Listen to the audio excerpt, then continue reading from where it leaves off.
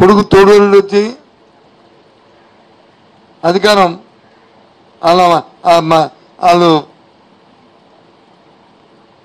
నాన్నగారు అంటే బాబాయ్ అవుతాడు. అతను వచ్చి చంద్రబాబు నాయుడు అధికారం ఉన్నప్పుడు ఇక్కడ ఉన్న భరత్ పోటీ చేసి ఓడిపోయాడు. మరి చంద్రబాబు బావమరిది ఆయన అధికారం ఉన్నప్పుడు ఆయన ఎమ్మెల్యే అయ్యాడు. మేమెవరం కూడా పార్టీ అధికారం ఉన్నప్పుడు అవ్వలేదే. మరి వాళ్ళ వదిన గారు వచ్చి ఇంకో పార్టీలో ఉన్నారు నాయకత్వం. అంటే 5గురు ఆ కుటుంబంలో ఎక్కువ వాళ్ళ కుటుంబం అది కుటుంబం వల్ల మాది కుటుంబం వల్ల మాకు ఆ పదవులని ఏం మాటలు అంటే ఇవాళ చూస్తే ఇవో రాజీనామా లేక ఇంత దిగజారిపోతాం ఎవరైనా. దానికి మళ్ళీ నేను పోలీస్ కంప్లైంట్ ఇచ్చుకొని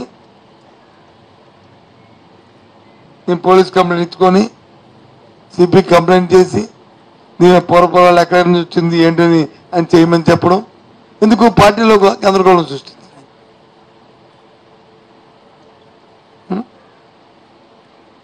అవునా కదా. అది కాబట్టి అది ఓకేనా.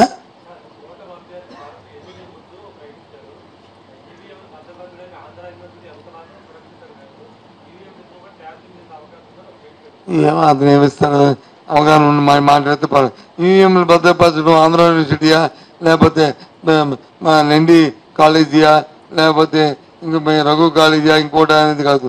అది ఎలక్షన్ కమిషన్ ఇష్టం. ఏం మాట్లాడతారు తెలియని మనుషులు. వ్యవస్థ గురించి అవగాహన లేకపోతే ఇలాంటి మాటలే వస్తాయి. వ్యవస్థ గురించి అవగాహన ఉన్నప్పుడు మాట్లాడు.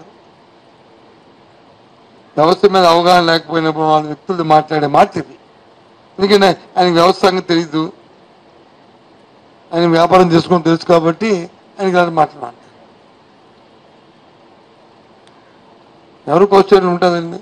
మా క్వశ్చన్ ఆంధ్ర వాళ్ళ క్వశ్చన్ ఉంటుంది. ఏం మాట్లాడతారు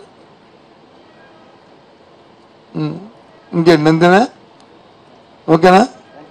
జాయిన్ పార్టీ. Thank you.